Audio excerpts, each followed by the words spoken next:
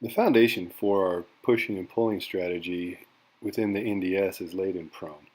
But we take those same principles of how the scapula has to stay stable on a fixed thoracic spine and move up into quadruped, and we can look at the same things.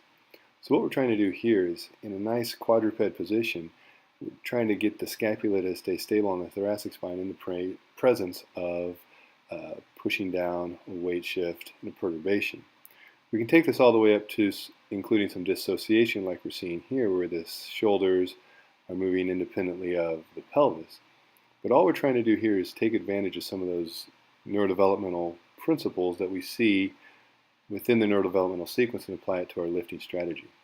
We can change up quadruped to this half quadruped, half quadruprone position, whichever one you'd like to call it, and go through the same sequence where we're going through some weight shifts, some perturbation, and also some dissociation.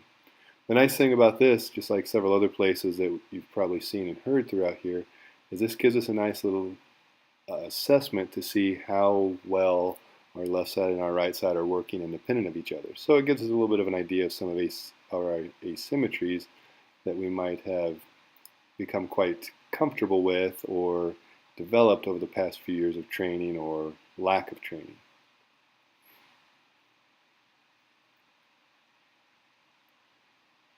We can take the same progression and move it into a full quadruprone position. Why is this called quadruprone? Well, because it's really not prone, it's really not quadruped.